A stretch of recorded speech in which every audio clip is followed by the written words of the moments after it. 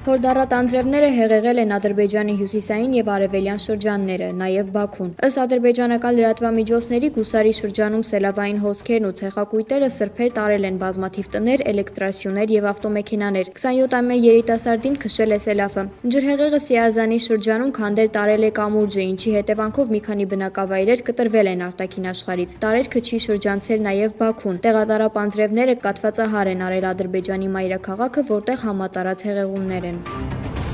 Բելարուսի նախագահ Ալեքսանդր Լուկաշենկոն հավաքական անվտանգության պայմանագրի կազմակերպության գլխավոր քարտուղար Տալատբեկ Մասադիկովի հետ հանդիպման ժամանակ ասել է, որ ՀԱՊԿ պետք է շատ զգույշ և նրբանկատ լինի Հայաստանի հետ իր հարաբերություններում։ Դուք գիտեք, որ Հայաստանը կարծես թե չի մասնակցում ՀԱՊԿ աշխատանքներին, բայց միաժամանակ մնում է կառույցի ներսում։ Պետք է շատ կոռեկտ լինել։ Այս առումով Հայաստանում բարդ իրավիճակ է, հատկապես նախընտրական շրջանում։ Ուստի մենք պետք է շատ զգույշ և զգոն լինենք Հայաստանի հետ հարաբերություններում, ասել է Լուկաշենկոն։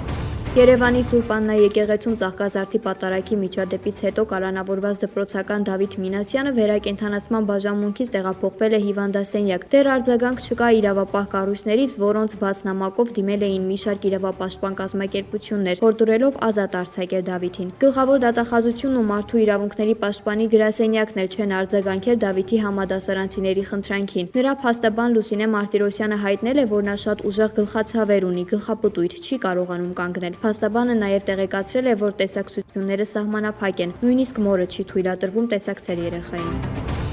Անցած մեկ շաբաթում Փրկարար ծառայության օպերատիվ կառավարման կենտրոնում գրանցվել է 469 դեպք, որոնցից 172-ը արտակարգ, մասնավորապես հրդեհի 103, փլուզման զինամթերքի հայտնաբերման թունավորման 4-ական, քարաթափման 8, պայթյունի 1, ինքնասպանության փորձի 5 դեպք։ Եղանակային պայմաններով եւ այլ գործոններով պայմանավորված գրանցվել է տրանսպորտային միջոցների արգելափակման 75 դեպք։ Փրկարարներն օգնություն են ցուցաբերել 110 քաղաքացու եւ անվտանգ տարածք տեղափոխել։